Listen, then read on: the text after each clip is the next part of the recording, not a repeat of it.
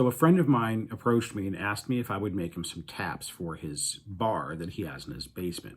He always has two kegs, and he usually has a light beer and a dark beer. And he just basically said, I trust your judgment on coming up with an idea. Go come up with something cool.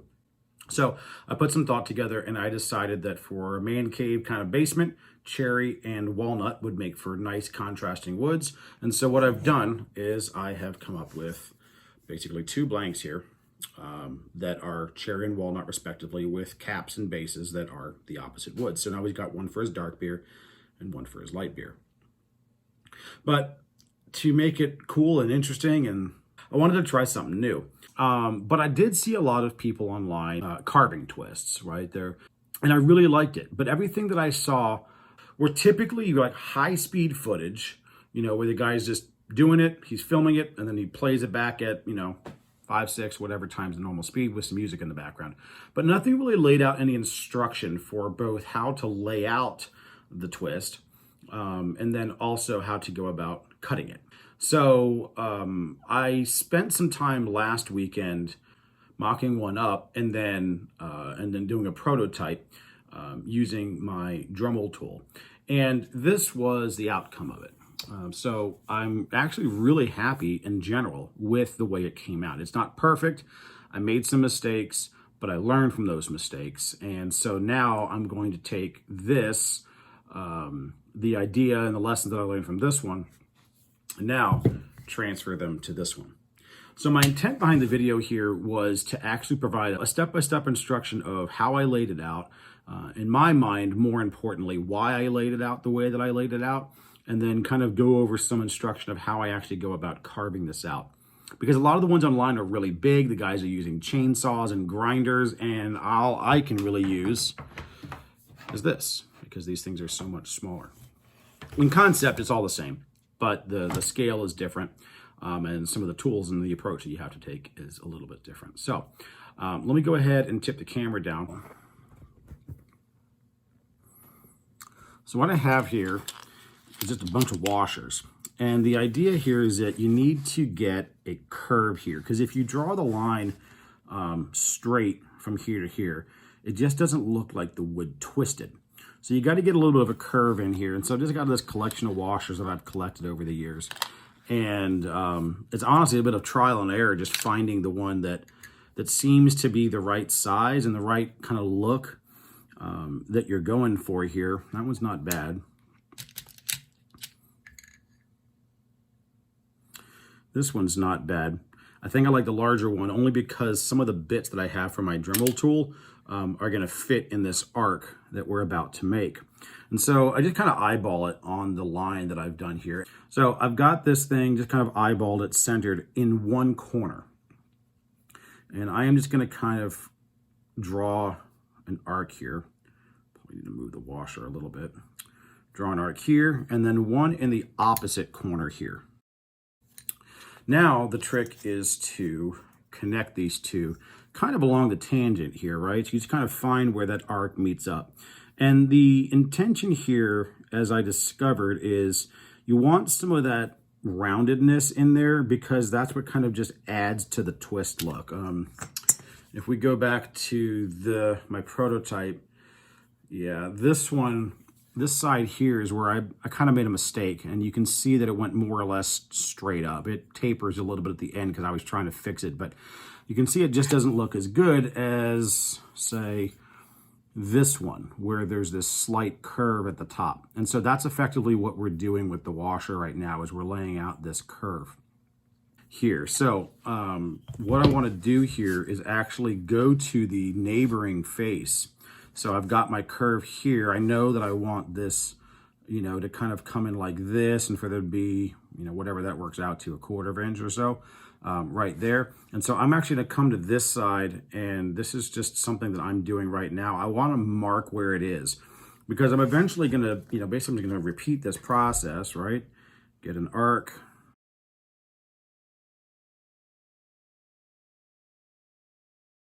So anyway, what's going to wind up happening, of course, is that I'm going to be hogging out a lot of this wood here. And what happened last time was I got a little bit overexcited and I just went right up to this corner. And then, of course, later on found when I went to the next face over that I didn't have anything here to really work with. And that's what happened on one of those bad ones there. So it's good to lay out some lines just to kind of remind you where to cut. For me, it was just hard for me to visualize exactly how this square thing turns into this twisted thing. What I did here was just basically draw some arrows, guide arrows really, just so that when you get to cutting, you remember which direction you're cutting, which way things need to go. And then again, here at the top, they need to go straight down. So basically what we're doing is the top is going to angle in this way, and the side is going to angle in, or the twisted part is going to angle in that way. And again, this is just more for me, more so I can keep track of what I'm doing. As you turn this thing over and over and over again, it can be really easy to start to lose track of what part is what. So I'm going to go ahead and lay out the rest of these circles and also the lines and the arrows, and then we'll actually get to start carving this thing.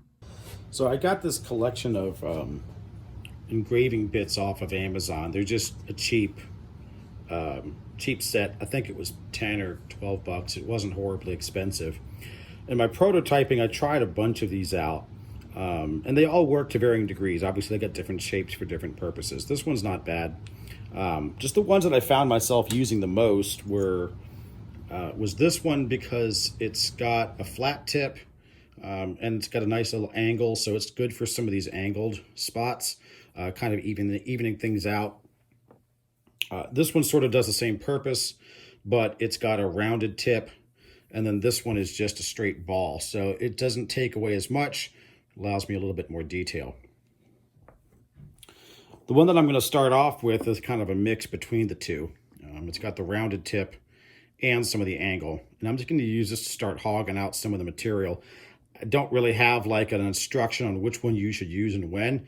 It's just which one seems to be working the best for the scenario that you're in. So I'm going to go ahead and crank this thing up. And just for the record, this is I forget what it is. I think it's like a detail tool.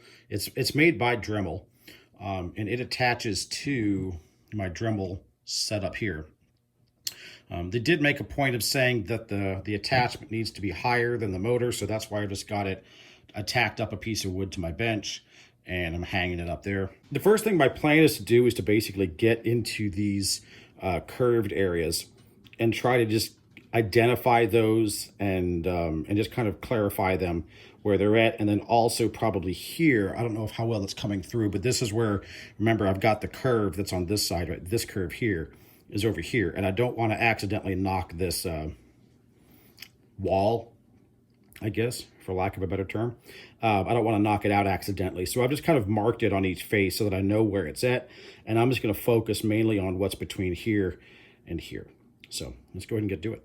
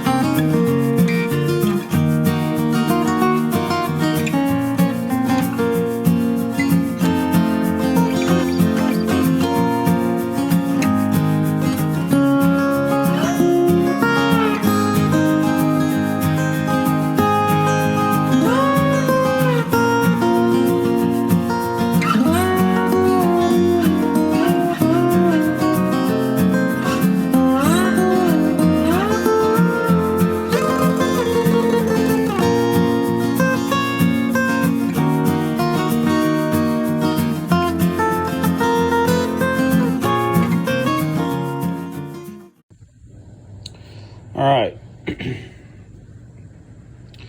So as you can see, I didn't put it all on camera because it was basically just more of the same. But as you can see, I've removed most of the material here. It still needs to be final shaped, and I've tried to stay a good 1/16 inch or so away from the line so that I can then come back and get right up to the line. And that will allow me to make sure that I've got it generally how I want it before I start finalizing it, because of course once I go up to the line, then I can't move it if I want to create a different effect. I want to try to create a little bit more of a curve here, but I may not be able to do that. It was something I struggled with my last one.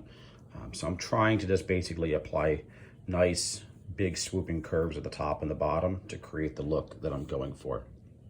But it's coming along. You can see it's taken a lot of material off, and actually that's all that's all what used to be part of this blank here. So I'm gonna go ahead and just go on trying different bits to get into these different areas and clear this up a little bit, make it look a little bit more like I want it to, and of course make sure I don't leave any tool marks behind. I've got some pretty big ones here that I need to make sure aren't there, because I'm not going to really be able to adequately sand those out. So that's the next step. All right, well, many hours later, I think I'm finally approaching the stage where I have to sand an awful lot. But I wanted to give a quick rundown of kind of what happened, some lessons that I learned. I didn't film it all. I don't have enough space on my phone to do that, first of all. So here is the walnut one, and obviously these are just rough hewn at this point using my engraving tool. I've got to work on these curves right here, and I've left them a little bit raw because I'm still trying to figure out exactly how to get the curve in there that I want. But overall, I'm pretty happy with it. At this point, I'm just going to get to some light refining here and there as I see it, and then an awful lot of sanding. So I'm going to go ahead and get to that now.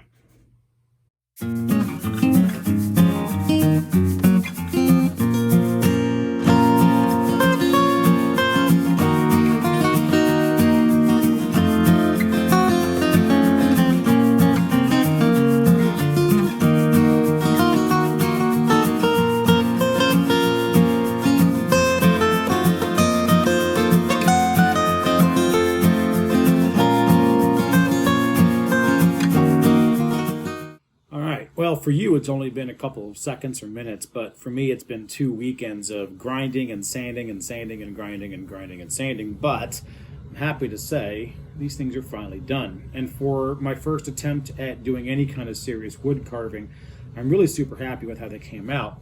I want to kind of give you just a little rundown of what I ran into, good, bad, and otherwise.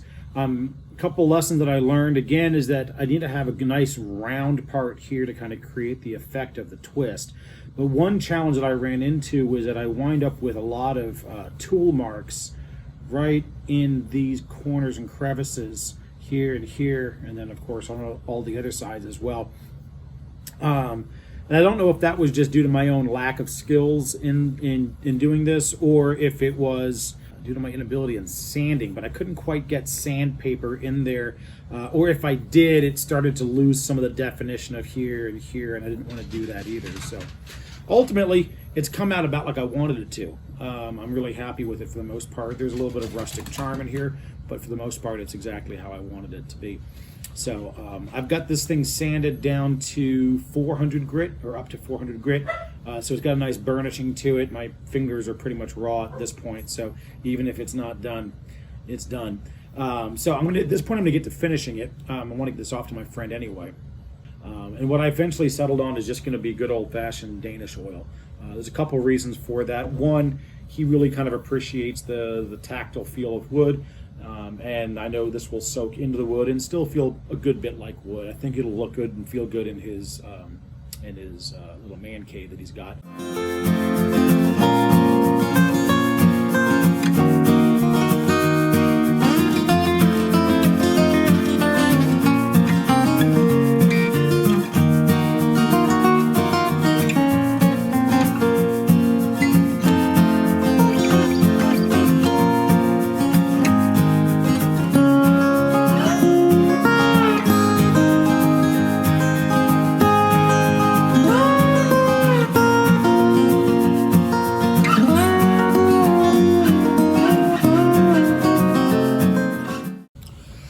right, so it's been about an hour, and I put 2 coats of Danish oil on the pieces, and they've come out pretty well, as you kind of expect with Danish oil. Pretty simple coating, or pretty simple finish. I mean, one thing that of course, this happens with any finish, is that it can potentially raise the grain, leave little dust nibs, or just kind of make it a little bit furry feeling.